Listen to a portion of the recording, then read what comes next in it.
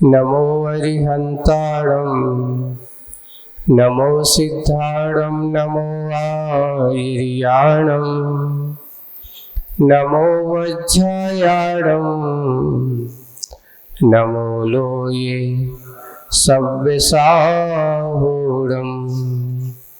बोलो शासन नायक भगवान महावीर स्वामी की जय हो।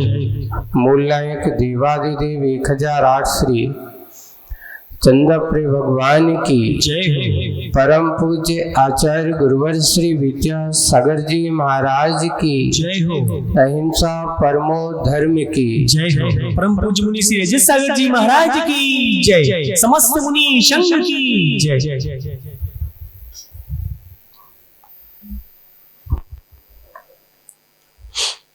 प्रसंग पाप निधि और पुण्य निधि की बात कही गई थी कल कि जब जब हम क्रोधादि कषायों का भाव करते हैं उस समय आपके अंदर वो कषाय रूप परिणति आपको पाप निधि की ओर ले जाती है।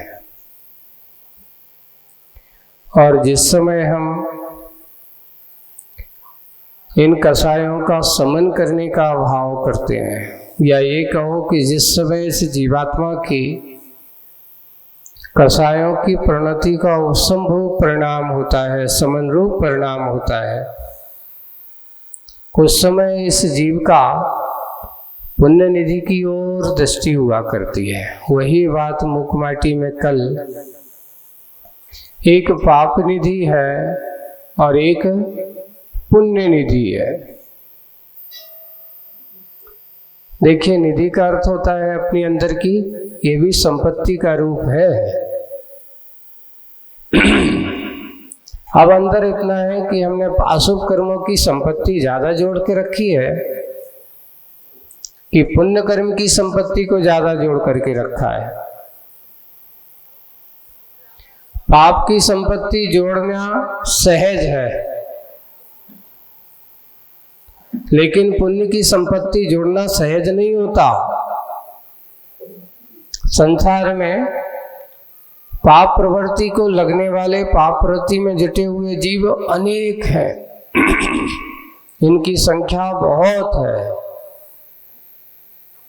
लेकिन पुण्य की प्रवृत्ति में लगने वालों की संख्या विरले है, नगण्य है, बहुत कम है।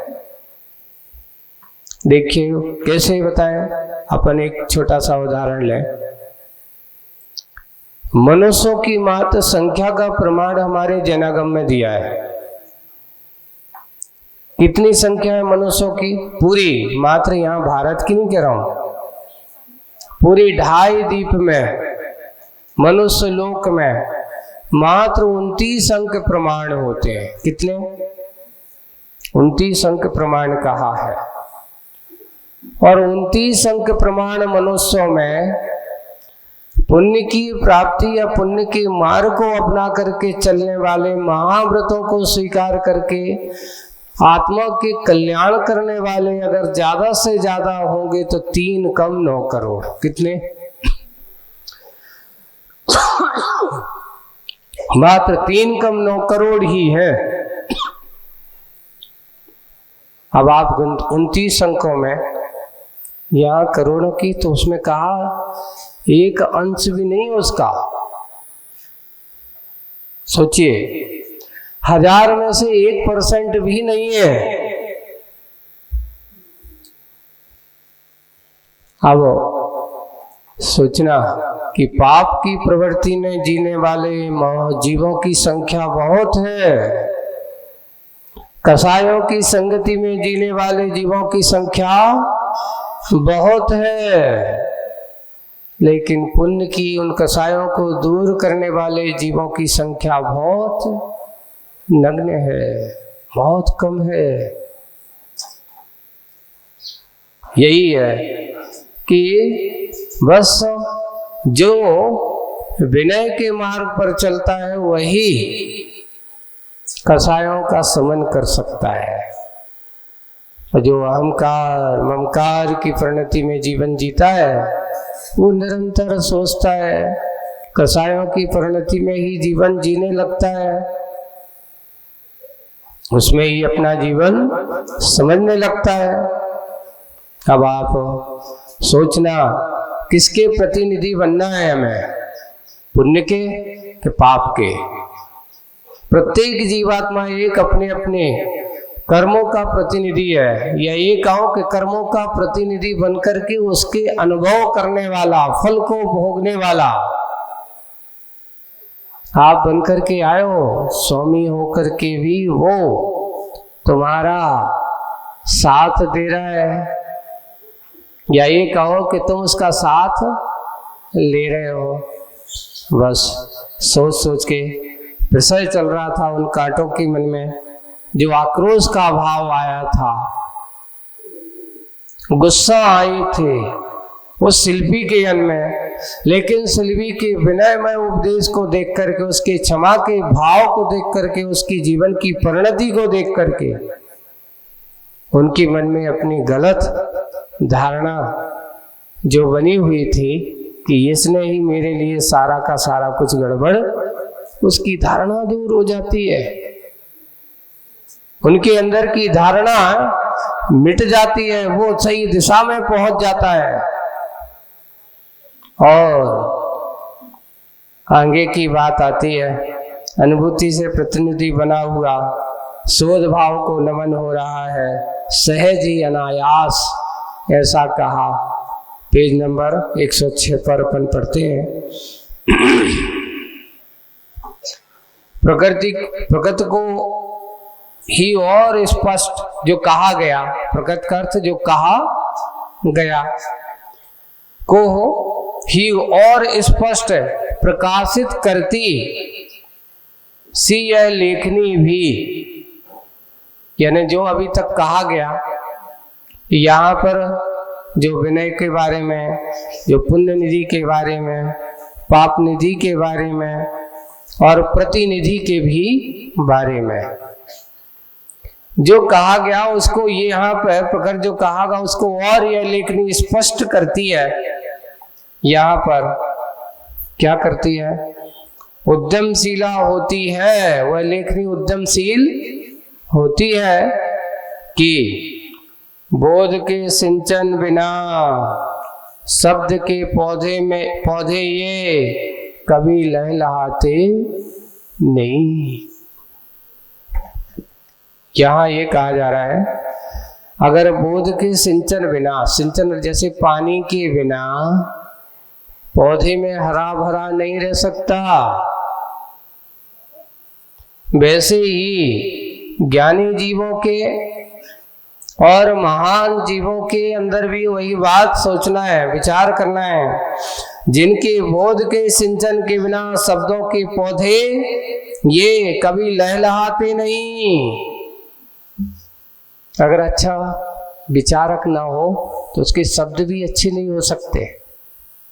जिसकी सोच अच्छी होती है उसके शब्द अच्छे होते हैं, और जिनकी सोच ही गड़बड़ हो तो उनको शब्द भी वैसे ही हो जाते हैं। इसलिए वही बात कही, एक पौध को पौधा यहाँ का शब्द रूप दिया। बोध के सिंचन के बिना शब्दों के पौधे ये कभी लहलहाते नहीं। यह भी सत्य है। क्या सत्य है? यह भी सत्य है कि शब्दों के पौधों पर सुगंध मकरंद भरे बोध के फूल कभी महकते नहीं। मात्र शब्दों के पौधों पर, यानी वाणी और सुगंध। अगर वो शब्द हैं, बोलने तो बहुत सभी बोलते हैं। एक शब्द दो इंद्रिय जीव का भी होता है ना, चिड़ियों का भी होता है, पशु पक्षियों का भी होता है, बोलते तो सब है। पर सभी शब्दों के पौधों पर सुगंध मकरंद भरे बोध के फूल कभी महकते नहीं। फिर भी संवेद स्वाद फलों के दल दौलत कहाँ कब होंगे। जिन पे फूल नहीं महकते वहां पर फल भी नहीं लगते। ये तो बात है। अच्छा फूल है तो फल भी अच्छा होगा, अगर फूल ही दुर्गंधमय है तो फल भी वैसा ही कड़वा होगा। किसी ने एक और आगे आचर्षी ने, कभी कभार कुछ फूलों की सुगंध तो बहुत अच्छी होती है पर स्वाद अच्छा नहीं होता। जैसे वो एक उदाहरण है, फूल नीम का महकता, आचर्षी ने दुआ लिखा है, फिर भी कटुक किंतु कटुक स्वभाव ऐसा उसका है, स्वाद ही है। आप देख रहे हैं फूल, जब नीम का फूल सुबह सुबह महकता है उसकी गंध बहुत अच्छी होती है,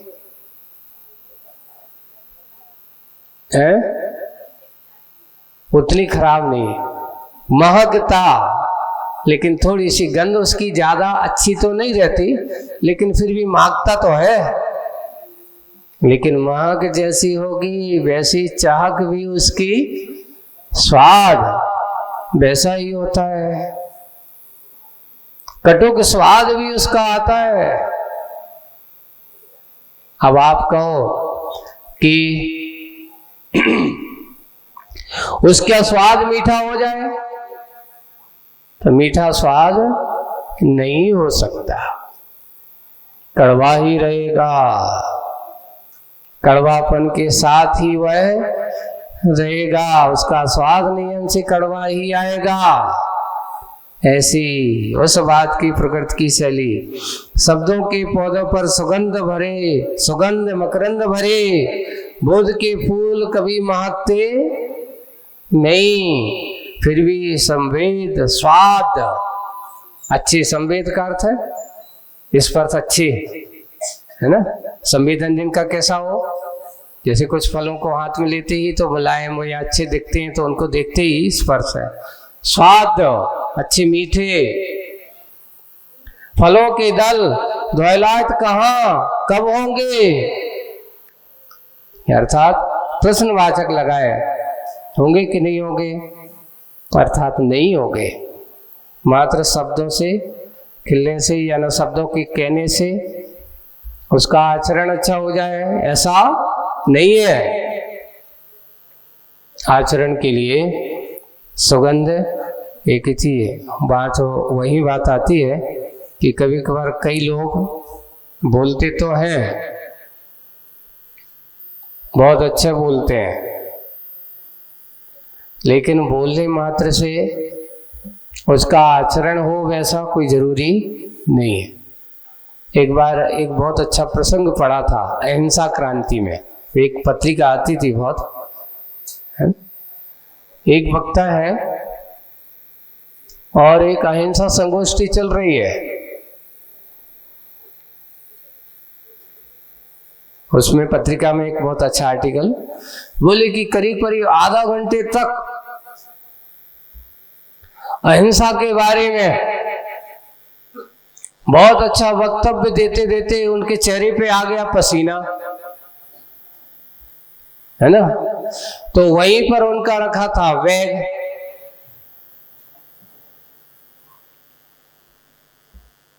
अब उसी के साथ साथ, क्योंकि लोग उनके आचरण में अहिंसा नहीं थी, किसमें अहिंसा थी, मात्र शब्दों में अहिंसा थी, और बोलते बोलते उन्हें ध्यान नहीं रहा और उन्होंने अपने उस बैग में से अपनी एक नैपकिन निकाली। अब हुआ है कि घर से जब वो आए थे तो नाश्ता के रूप में उन्होंने अपने ये कुछ उबाल करके लाए होंगे, उसमें रख दिए होंगे अंडे, और जैसे ही उनने वो निकाली तो एक उसके साथ निकल करके बाहर आ गया।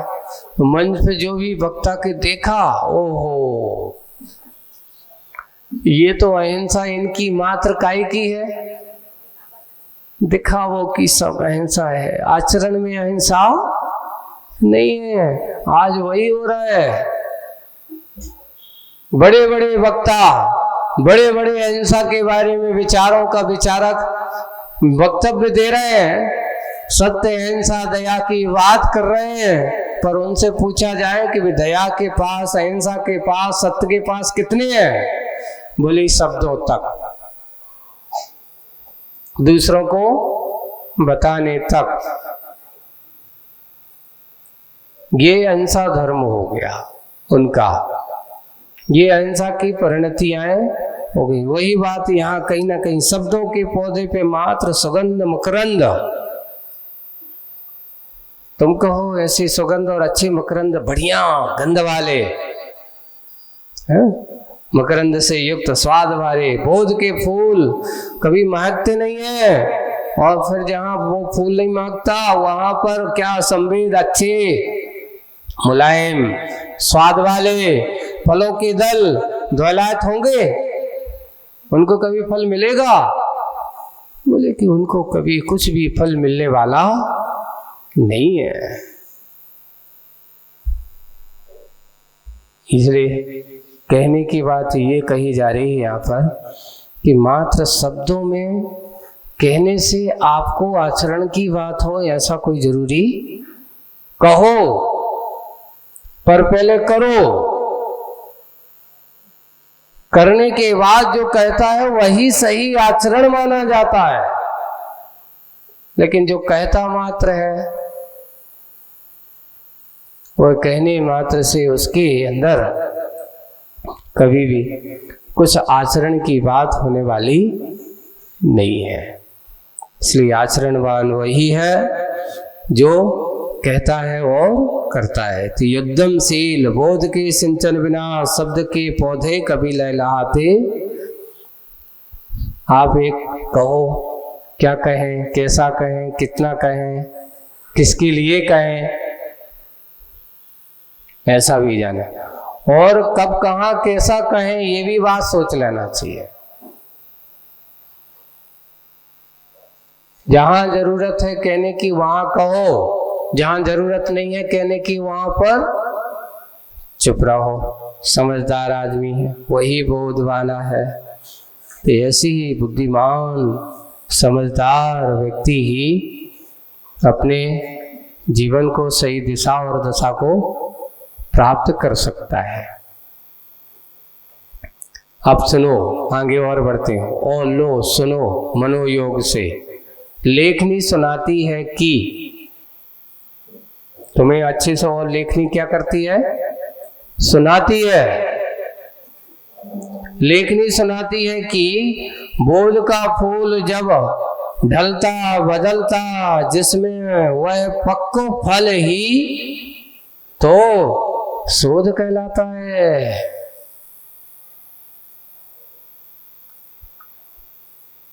जैसे एक बात आती है, बीज के ऊपर पौधा टिका है ना, पौधे की गुणवत्ता उसके फूल के ऊपर टिकी हुई है, और फूल की गुणवत्ता उसके फल पर टिकी हुई है।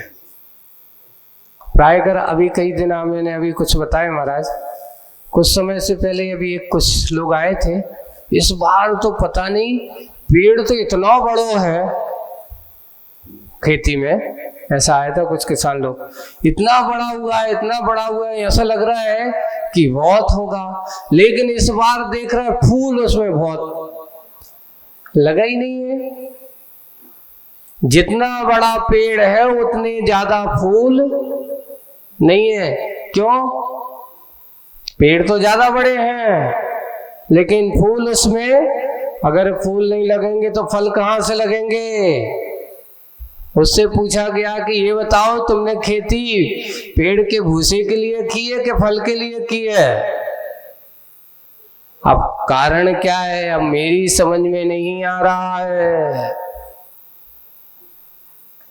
ये फल क्यों नहीं लगे?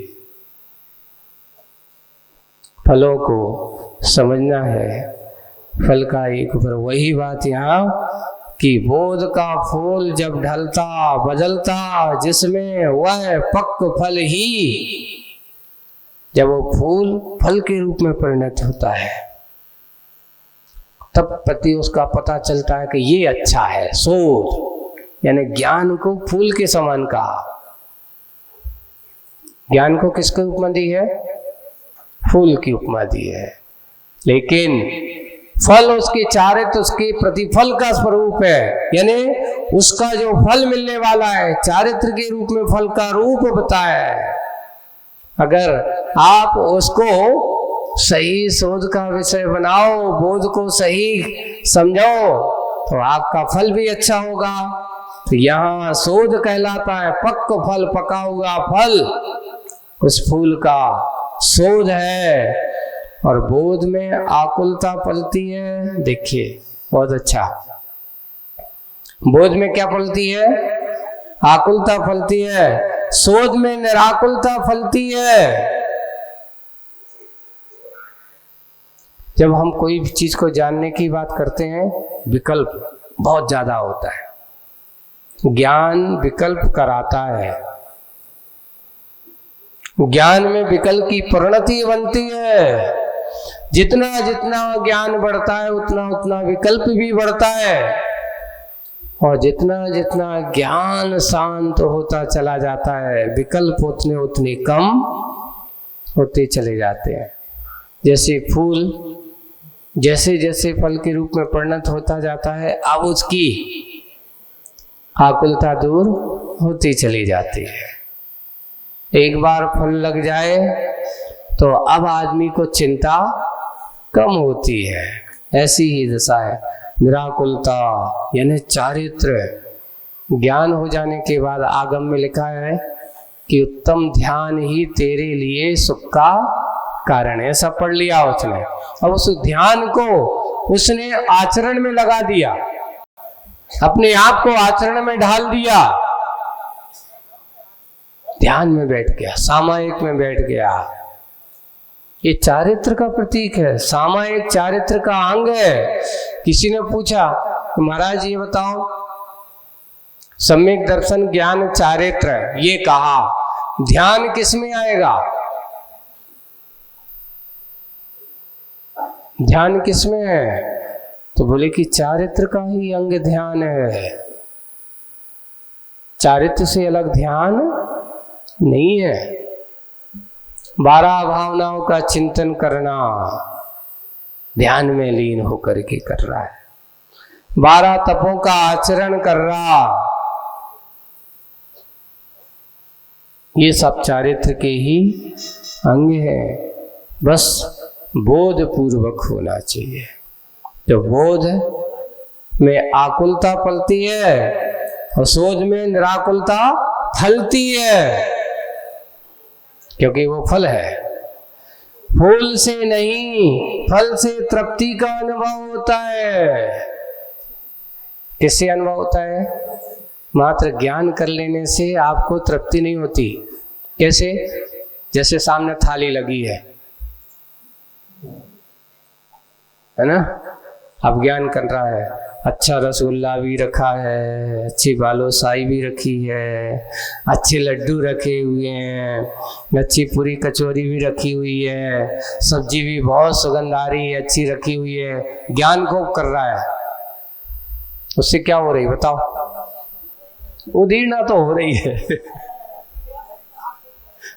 आकुलता हो रही है। इसलिए कहा बोध में आकुलता पलती है, पर शोध में आकुलता फलती है। यानी एक कैसी है? एक आकुलता का कारण है, एक निराकुलता का कारण है। फूल से नहीं, फल से तृप्ति का अनुभव होता है। भोजन को देखने मात्र से भूख नहीं मिटती, भोजन की चर्चा कर लेने मात्र से भूख की तृप्ति नहीं होती। अरे भूख की तृप्ति तो भैया चर्चा के बाद उसकी अर्चा आचरण में लाओ। भोजन को करने से, ग्रास को करने से, मुंह में लेने से, खाने से ही आपकी भूख मिटेगी। वैसे ही लिखा, ज्ञान की अगर तुम्हें निराज्ञान से आपको जो आकुलता है उसको चारित्र में ढाल दिया तो आपके लिए निराकुलता का यानी आपको तृप्ति का अनुभव होगा। सुख का अनुभव होगा। तो इसलिए तृप्ति का अनुभव होता है। इसलिए फूल का रक्षण हो, क्या करना चाहिए? फूल का रक्षण हो और फल का भक्षण हो। हाँ हाँ, फूल में भले ही गंध हो पर रस कहाँ उसमें? फूल में गंध तो होती है, फूल में गंध होती है, सुगंध होती है, पर रस कहाँ उसमें? फल तो रस से भरा होता ही है, साथ ही सुरभि से सुरभित भी है, अच्छी गंध भी होती है उसमें।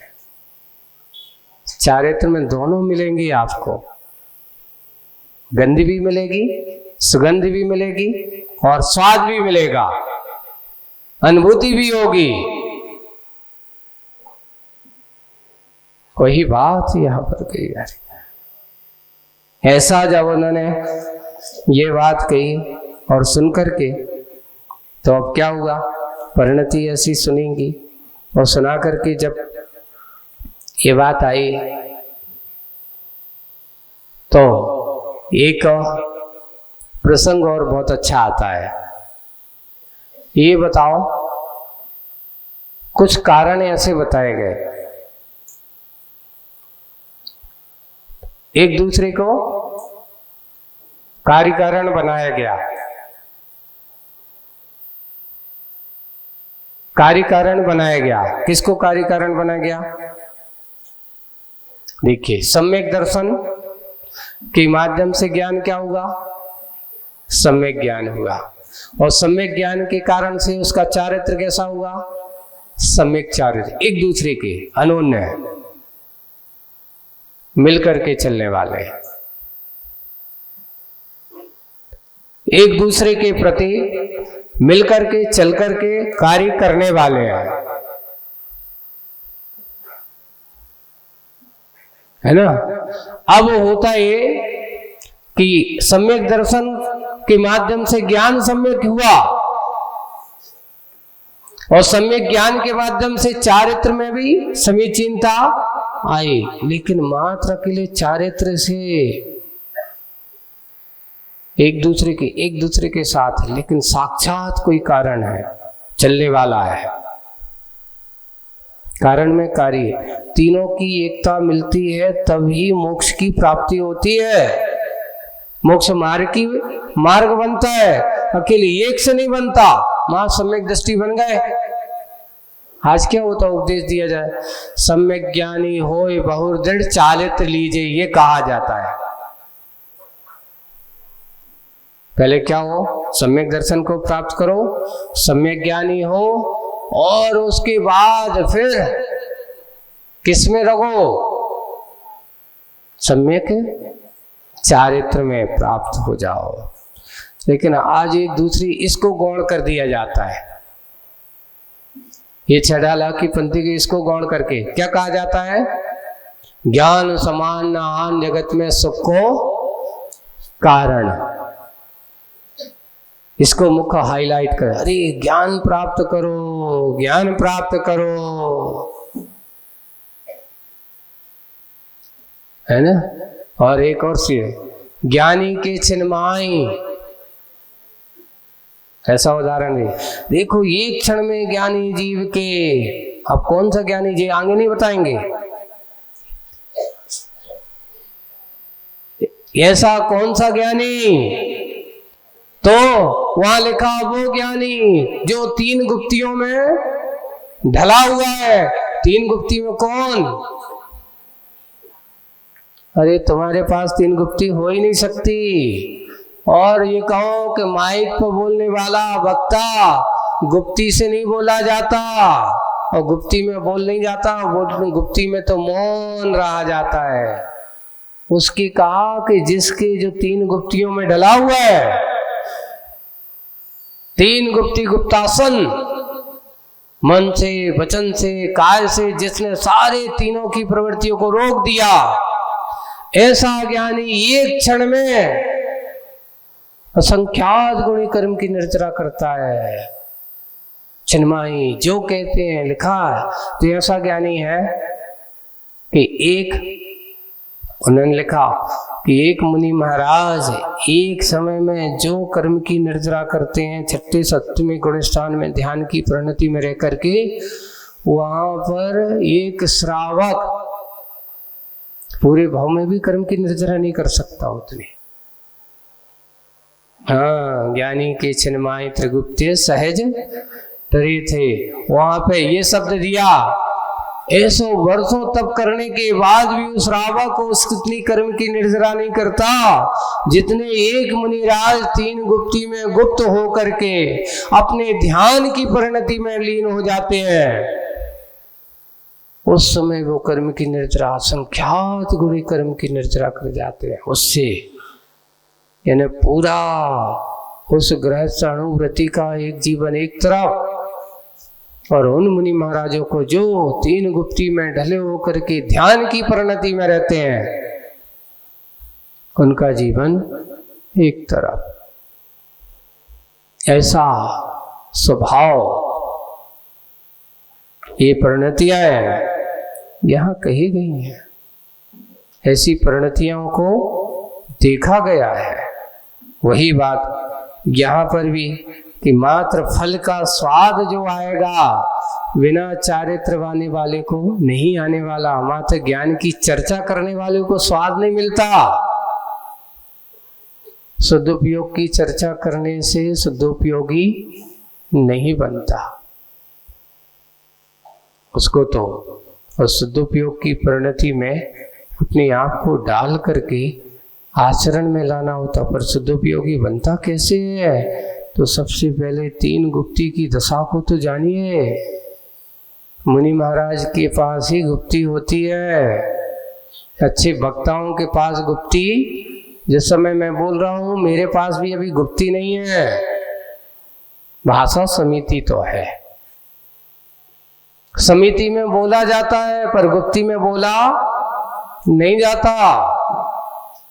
वहां तो बैठे हुए मौन ध्यान की परिणति है।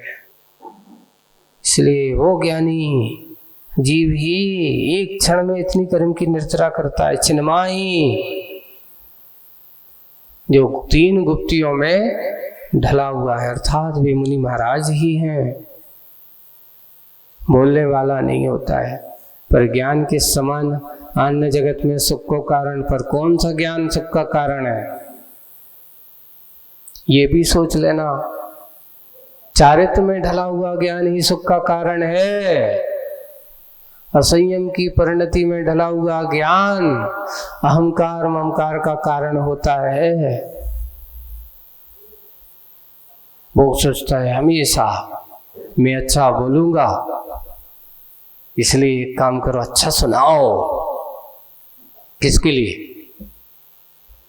इन लोगों को, जिससे लोग अच्छे प्रसन्न हो जाए, है ना। लोग प्रसन्न हो जाएंगे तो फिर क्या करेगा? क्योंकि उसके पास चारित्र नहीं है, संयम की परिणति में डला हुआ है। और जब असंयम की परिणति में ढला हुआ ज्ञान दूसरों को तो सुना देता है पर सुनता नहीं है। वही अपन ने सुनी कि देखो एक व्यक्ति ने, एक विद्वान है, अब आगम की गति उस पर बैठे हैं, मंदिर में प्रवचन चल रहे हैं, है ना। प्रवचन चल रहे हैं कि भटा खाना बहुत हिंसाकारक है, कभी नहीं खाना चाहिए, कभी नहीं छूना चाहिए। अवक्ष कहा है, इसमें जीवों की हिंसा होती है, मादक होता है, उत्तेजक होता है, आदमी को प्रमाद कारक होता है। इसलिए श्रावकों को इससे हमेशा क्या होना चाहिए? दूर रहना चाहिए, इसको खाना नहीं चाहिए। अब हुआ है स्वयं बोलने वाला सबसे पहले खाता था, उसको जो रोज चाहिए थे। उनकी श्रीमती जी सुन रही थी प्रवचन, आज तो बड़े अच्छा प्रवचन भाव, चलो एक सल्ले मिट्टी अपनी, है ना। एक सल्ले मिटी आज अपनी। मैं तो कब से सोच रही थी कि जो छोड़ जाए,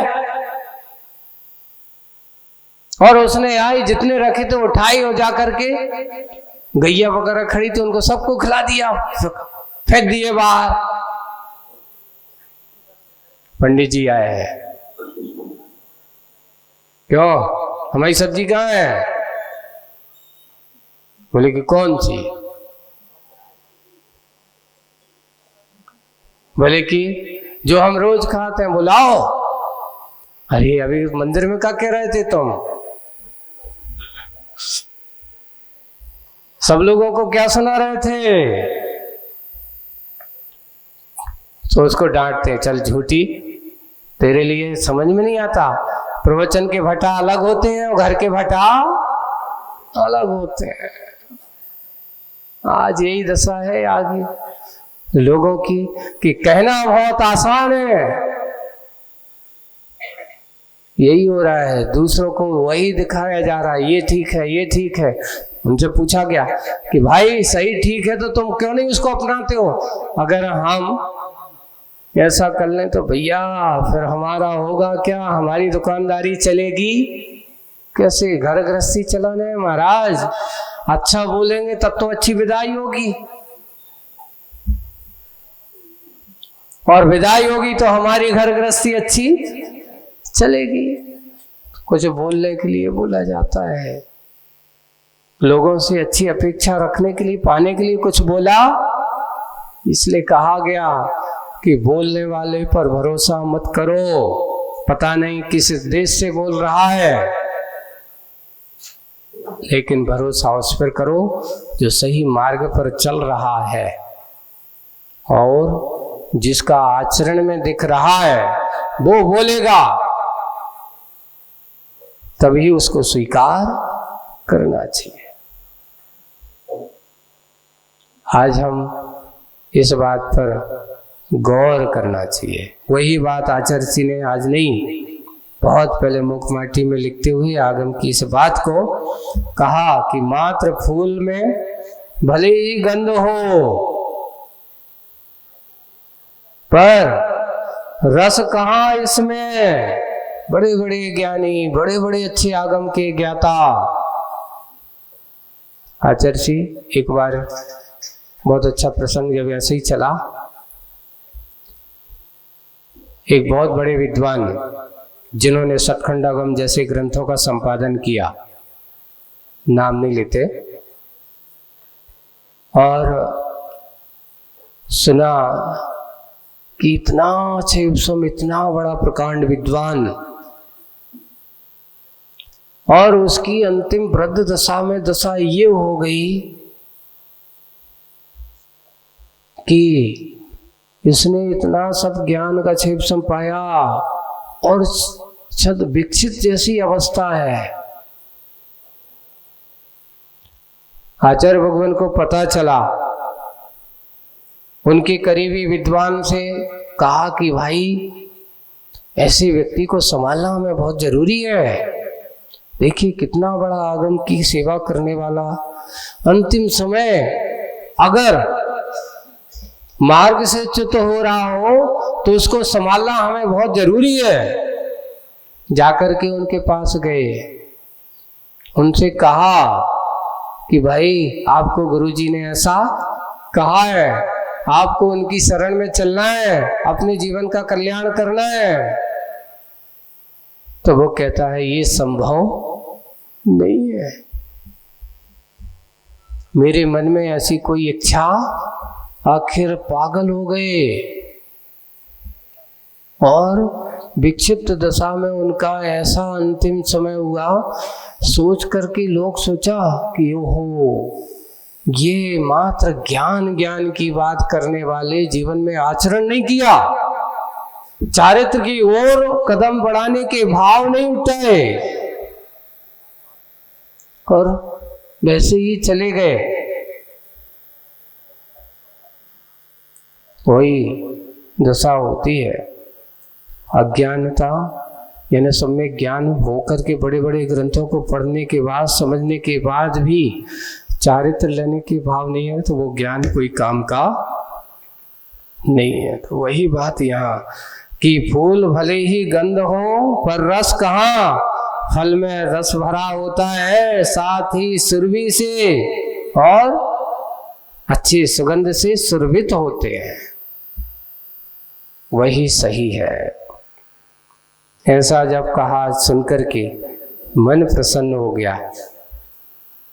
आगे छत विकसित सूल का दिल हिल उठा। वे सूलों ने शिकायत की थी गुस्सा में आकर के। अब जब यहाँ पर शिल्पी की बात सुनकर के उनका संबोधन सुना और सुनकर के अब छत विकसित जो कांटा कैसा हो गया था, घायल हो गया था, छत विकसित। सूल का दिल हिल उठा, दिल का काठिन गल उठा। जो दिल में कटुता थी, कड़वाहट थी, काठिन्यपना आया था, कठोरता आई थी, वह गल गई। वह उसकी गल उठा। शिल्पी ने शिल्पी के इस शिल्पन से, यानी शिल्पन का अर्थ यहाँ पर कहने से है ना, शिल्पी के इस शिल्पन से अश्रुत पूर्व जलपन से, ऐसा उसके बिना कहे, उसकी इस बात को सुनकर के और बिना कहे वो अब कुछ नहीं कह रहा है, बस उसका जलपन से, उसके कहने से पश्चाताप के साथ कंटक कहता है, वो काटे कहता है, क्या कहता है, अहित में हित और हित में अहित नेत सा लगा इसे। कि मुझे कैसा लगा, अहित में जो अहित था उसमें मुझे हित दिखाई दिया, लेकिन और जो हित में अहित नेत सा लगा, जो मुझे इस प्रकार का कार्य अहित होगा उसमें मुझे हित सा लगा। मूल गम्य नहीं हुआ, मैं मूल को आज तक समझ नहीं पाया, इसलिए चूल रम्य नहीं लगा। अच्छा, रम्य का अर्थ क्या, अच्छा, चूल यानी शिखर, क्योंकि मूल में रवा रहा, मूल में जान नहीं पाया, मैं मूल के रस को समझ नहीं पाया। जब मूल का गम्य नहीं हुआ, इसलिए आज तक मैं रू चूल के रम नहीं लगा, अच्छा सुंदर मुझे नहीं लगा। इससे बड़ी भूल बन पड़ी है, इससे मेरी ये सबसे बड़ी भूल हुई है मुझसे। प्रतिकूल पद बढ़ गए और पीछे पड़ गए, वह पीछे बहुत दूर अनुकूल पथ रह गया।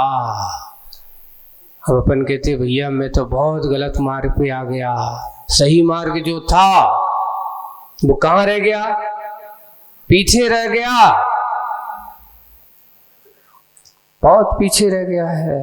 मैं तो बहुत गलत मार्ग पर आगे आ गया हूँ, गलत मार्ग पर बढ़ गया हूँ, गलत मार्ग पर बहुत पीछे दूर अनुकूल पथ रह गया। गंध को गंदा कहा और चंद को अंधा कहा। जो रोशन वाला था उसको मैंने अंधा कह दिया, जो सुगंध वाला था मैंने उसको क्या कह दिया, क्योंकि मैं प्रतिकूल मार्ग पर चल गया था। मैंने अच्छे को बुरा कहा, जो अच्छा रोशन था उसको मैंने क्या कहा, जो दूसरों को मार्ग दिखाने वाला था उसको अंधा कहा, चंद को अंधा कहा। पीयूष विष लगा, अमृत कैसा लगा, विष लगा इसे।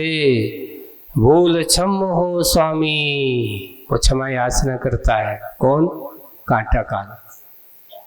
भूल क्षम हो स्वामी और इसे एक अच्छा मंत्र दो। मुझे क्या दे दो, अब मुझे क्षमा कर दो। अब मुझे कोई एक अच्छा मंत्र दो, परिणाम स्वरूप आमूल जीवन इसका प्रसम पूर्ण सम हो। मेरा ये परिणाम स्वरूप मेरा आमूल, ये पूरा का पूरा नीचे से ऊपर तक। आमूल का अर्थ क्या होता है? नीचे से, मूल से लेकर के समूल तक, चूल तक। आमूल चूल ऐसा कहा जाता है। आमूल से नीचे से लेकर के मूल जीवन भी अब इसका प्रसम पूर्ण सम हो। इसकी मूल में अब प्रसन्नता आए, पूर्ण हो। पर क्रमशः जीवन में वह क्रमशः जीवन में वह भी समय आए शरणागतों के लिए अभय पूर्ण शरण हो, परम नम हो। ये भी कैसा हो गए? नरण हो। कि अगर मेरा प्रसम पूर्ण सम होगा क्रम से जीवन, वही भी समय आएगा जो शरणागतों के लिए, जैसे आप सबके लिए शरणागत हो, सबको शरण देते हो, है ना, ऐसे शरणागतों के लिए अभयपूर्ण, सबको कैसा हो? अभय प्रदाता। कोई जिसके पास, तुम्हारे पास जैसे कोई भी आ जाता है तो कोई भयभीत नहीं होता। मुनिराजों के पास आते हैं और मुनिराजों के पास जब पहुंचते हैं तो वहां सब निर्भय होकर के बैठ जाते, कोई डर नहीं होता। पूछा, समूह शरण में ऐसी क्या बात होती है? भगवान बैठे हैं ना, किसी पर सम्मोहन कर देते हैं क्या? या वहां पर जाते हैं तो वो ऐसे सबको सम्मोहित कर देते हैं क्या? है एक किसी ने कहा, लगता है आचार्य श्री सबको सम्मोहन कर देते हैं, इसलिए कभी न उपन तुम में ऐसा सम्मोहन है या है कोई जो दर्श तुम्हारे करता नहीं चाहे कभी? देखो जो भी आपको देखता है, रुको अभी रुक तो जाओ, तलक रुक जाओ, अपन के चलो दर्शन हो गए। वो कहता नहीं अभी नहीं, अभी रुको, अभी थोड़ा और। तो मौका जा रहा, हम तो बैठ रहे हैं, देख रहे हैं। ऐसे ही वहां पर क्या कोई सम्मोहन होता है? लेकिन मोहन सम्मोहन कुछ भी नहीं होता। वो तो उस व्यक्ति का आचरण ही उसको सम्मोहन का कारण होता है। कोई किसी को या किसी भी प्रकार से सम्मोहित नहीं करता। यहां पर सम्मोहन करने की बात होती नहीं। पहले वे तो स्वयं मोहित नहीं होते तो दूसरों को सम्मोहित क्यों करेंगे?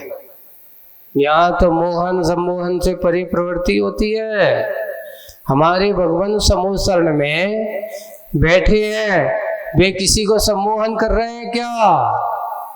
नहीं। लेकिन देखिए भगवान के उस रूप का इतना अतिशय है, भगवान के उस स्वरूप का इतना महान अतिशय है कि जन्म जात वैर रखने वाले जीव भी क्या बैठ गए? शांत। इधर बाजू में नेवला बैठा है तो उसके पड़ोस में कौन बैठा है?